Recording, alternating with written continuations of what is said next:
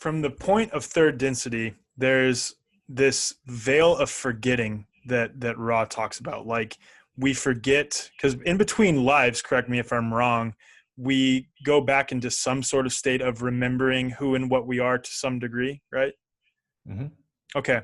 So then when we come into third density lives, for us that manifests as being a human being on planet Earth, we undergo this veil of forgetting. And what is the purpose behind that? It's a rhetorical question, just so everyone can understand. Right.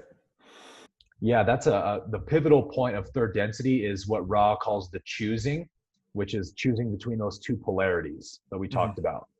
So once consciousness is mature enough to become self-aware, okay, I exist, I'm an entity with my own free will and yada, yada, then the universe says, okay, that entity is at the place where they're able to begin choosing which polarity they gravitate towards.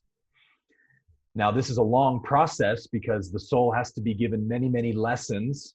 Ra calls that catalyst, opportunities to choose basically between love or fear, or love and hate. Whichever energy the being gravitates towards more will eventually be the polarity that they choose.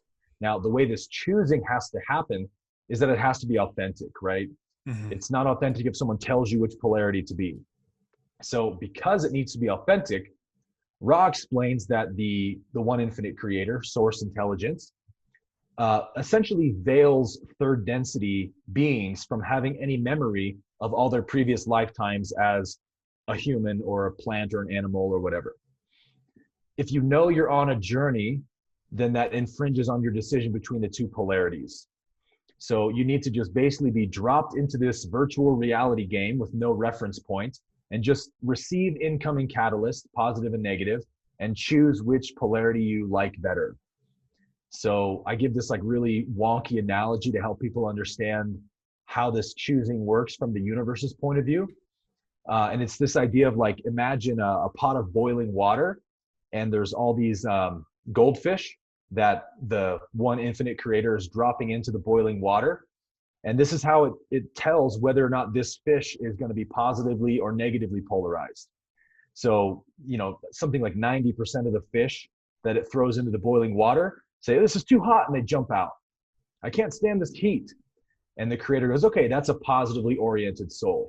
It just naturally gravitates back towards like, okay, this is not correct. Yes, right? Exactly. This doesn't harmonize with me. But about 10% of those fish enjoy the boiling heat, and they go, ooh, I could swim in this a little bit longer. And they don't try to jump out of the pot. And the creator goes, okay, this is definitely a negatively polarized soul, right? And so then you can, once you choose which polarity you gravitate towards, you're then eligible to begin your fourth density incarnation as a positive or negative fourth density being. So what does, let's say, again, like 10%, right? Because like Ra talks about how in order to graduate, per se, to fourth density service to self, because you can graduate to another density along the path of what you or I on this plane would call evil, right? Like very evil acts, because service to self, you are recognizing yourself as separate from other, when in reality, there is no separation. It's just an illusion of separation, right? But you're choosing to act on that separation and manipulate people against each other. What would a person, I guess I kind of answered it in part by saying manipulation, but what would a person who's like, let's say, ready to graduate to fourth density negative look like right now on Earth? Some qualities they would probably have. Yeah, it's a good question. It doesn't typically look like we think.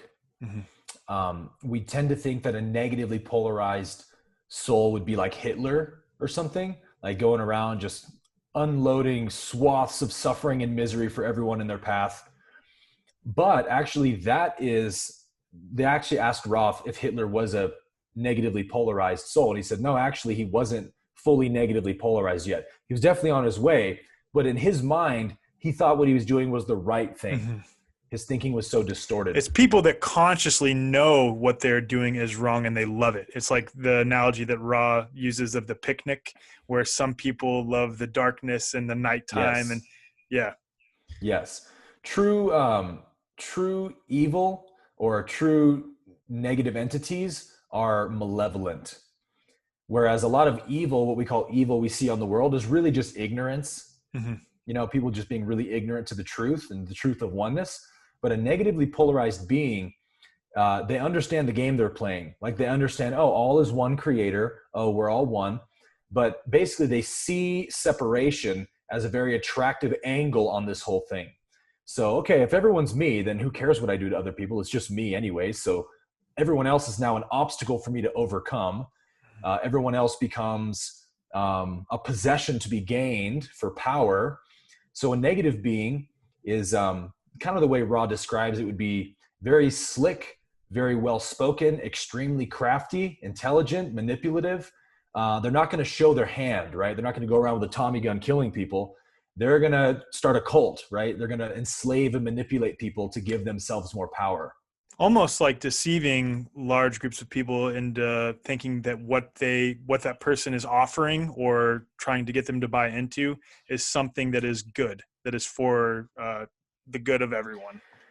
Yes, and that's also a really important point, because a negatively polarized soul cannot polarize more negatively unless they gain that power of the entity's free will.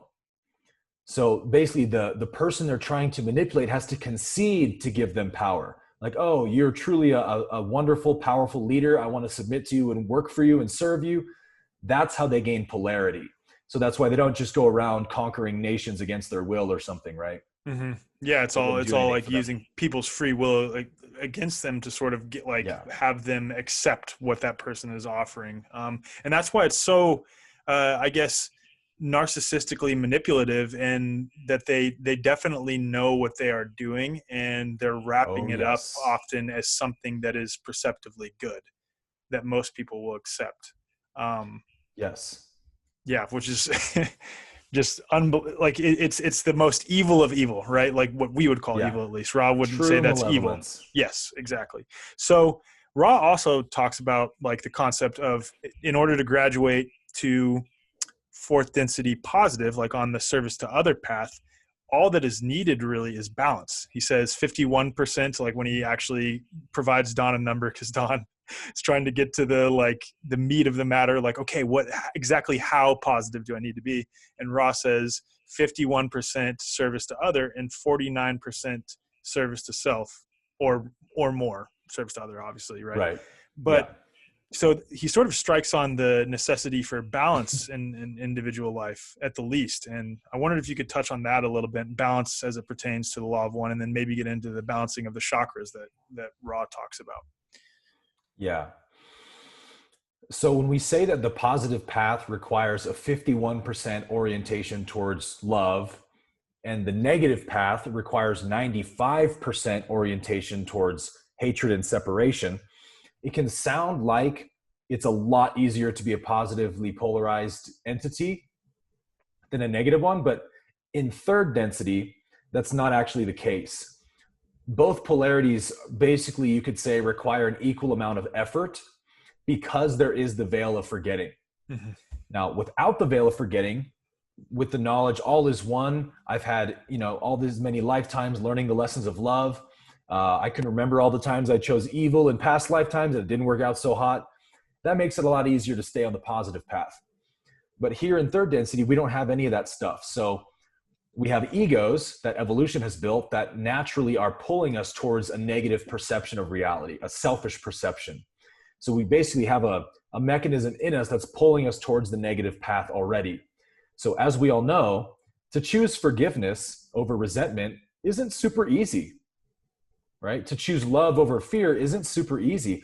It takes real commitment and dedication towards the path of light to evolve spiritually in that direction, every bit as much as it takes to hate and control and manipulate others.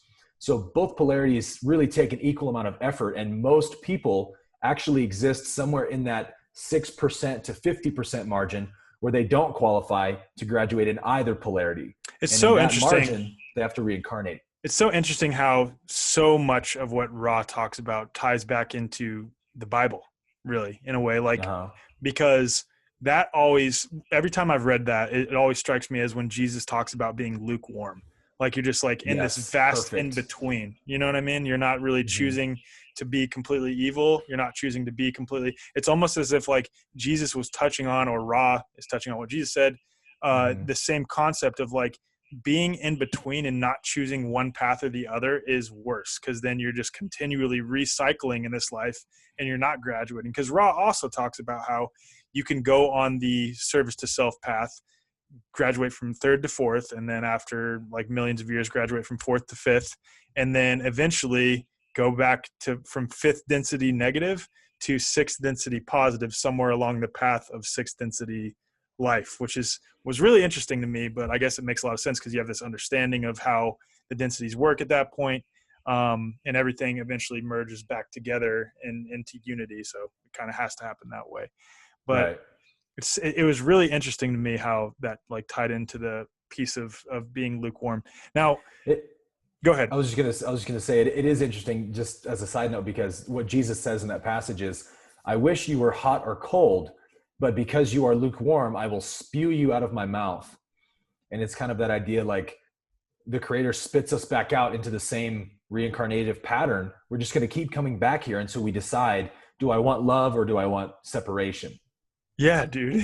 There's so many other pieces that tie directly back in with the Bible. It's I mean, because I grew up as an evangelical Christian, right? So like Oh, I reading didn't know that. Yeah, I did. So like reading, because I'm pretty sure you were as well, right? You were. Oh yeah. Okay, so I was a PK. okay, got you. So like reading back through reading through the Law of One, just the way my mind works because of what was impressed upon me, is I always related it back to Christian concepts that I still agree with, because a lot of it I don't agree with necessarily anymore. And I think Ra kind of touches on that a little bit from his perspective of how the Bible has been manipulated a little bit throughout history, right? Mm-hmm. To some degree. Yeah. Could you touch on that a little bit? What he sort of says about that?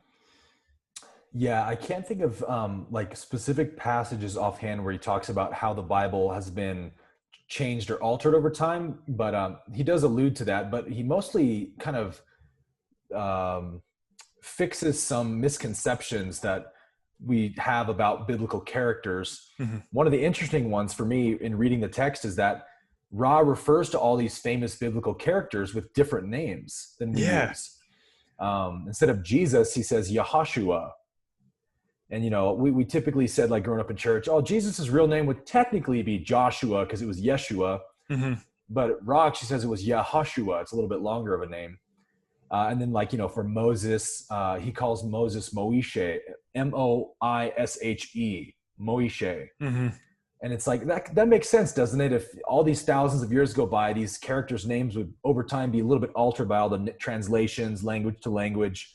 Yeah, and I mean, dude, it makes sense, man. It makes sense, though, man. Like a text that's been translated over and over again, that's been adopted by kings in order to impose their will upon people, using it to sort of manipulate people to believe it, right? In a lot of ways.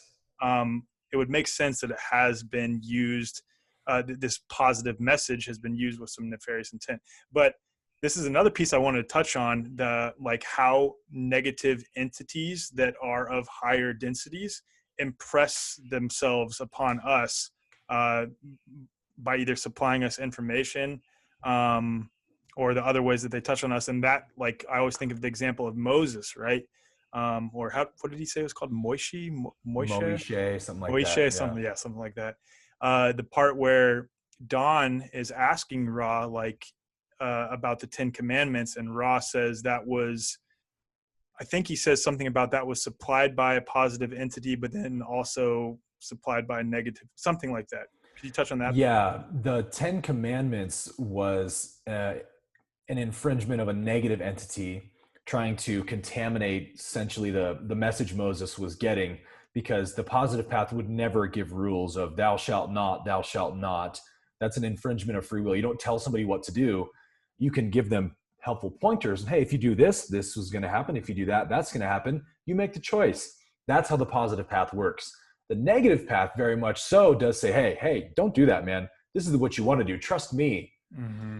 And that's basically what happened with the 10 Commandments. The entity called Yeshua, which we know, or what's the Yahweh? Sorry, Yahweh. Yeah. We know as Yahweh, which is the Old Testament name for God. Yahweh was a positive entity who was basically sent to help aid Moses and liberating the Israelites and be a guide for that journey. And a negative entity came in and contaminated the messages that Yahweh was trying to bring. And that's why now, Yahweh is very much not a very nice character in the Old Testament, always telling Israel to go kill the surrounding nations and every man, woman, and child and all of this. That's how the negative path kind of wove their way into that Hebrew tradition. It was always meant to be like the encounter at the burning bush, right? Where God says to Moses, I am that I am. Behold, O Israel, the Lord your God is one, was the message Yahweh was trying to communicate through Moses. And that part got through. And then after that, the negative path came in and said, and because of that, don't do this and don't do that. And that's very much how they work. It's like they have a very keen awareness of the fact of like laws of the universe, right? Like what you fight, you strengthen. So they're not going to come in and, again, annihilate people or do something that would create this huge counter reaction.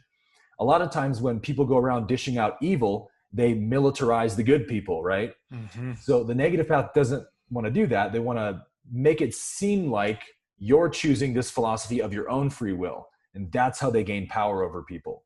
God, so much of that applies to a lot of things throughout history too. How people have been manipulated to think that they were doing something good when it might not have been so good. The interesting point you just touched on there is, again, going back to me being an evangelical Christian previously, is that I always thought that the way God was portrayed in the Old Testament versus the way he was portrayed in the New Testament was like two completely different beings, like not even kind of the same. And Jekyll and Hyde. Yeah, man. And when I first read The Law of One, that was one of those kind of deep knowings that I talked about where I was like, oh my God, this makes so much sense. This is exactly what happened. And I want to get into more of how both negative and positive entities of, actually, let's start with this. What is the Orion group? And then what is the Confederation? So there's this concept of social memory complexes that Ra talks about, that as consciousness continues to evolve and, like abilities like telepathy are evolved, where mind-to-mind communication begins to happen. On the positive path, the path of light or love, beings, as time goes on, become more and more loving and harmonious with one another. And as these kind of psychic or telepathic abilities evolve, eventually entities who have great love relationship with one another just start to sort of share their minds together. Like, let's just become one. I want access to all of your life memories, your entire personality. I want to feel exactly what it's like to be you, and vice versa. And that's like this, active intimacy at that level. Mm-hmm. And that keeps happening until essentially at some point, like the whole planetary civilization is sharing a mind, meaning everyone has access to everyone's memories and thoughts and feelings. And so, I think if we could imagine, what would that be like if we could do that now? I think we would see people start shaping up real quick, wouldn't we? If everyone else could read their thoughts. I better get my thoughts in line real quick. Real fast. So that's what civilizations do. So they become essentially a planetary civilization. And that's what Ra is. Ra is a social memory complex from the planet Venus from a few billion years ago, the civilization that was on Venus. So the Confederation is basically a group of planetary civilizations who have come together to say, hey, we're all on the path of love. We all want to be of service to others. Let's join hands, and together we can be of much greater service than separately. And so they come up with ways that they want to help not rule, but protect and serve the galaxy and the planets and their star systems and all that. And the negative path actually does the same thing, but it's not a harmonious, unified type of thing. It's a power structure, a hierarchy. So there's one sort of master civilization or entity, social memory complex, that rules over the group. But all being on the negative path also acknowledge, hey, we can all help each other polarize faster if we all work together. But in that structure, there's always a constant fight for power. There's always somebody trying to gun for the top spot. Mm-hmm. So the Orion group is apparently what Ra refers to as a group of negatively polarized planetary civilizations who've come together to share in the same purpose as the Confederation of Planets are. So any kind of negative entity interactions that we have on this planet are almost certainly going to come from that Orion group.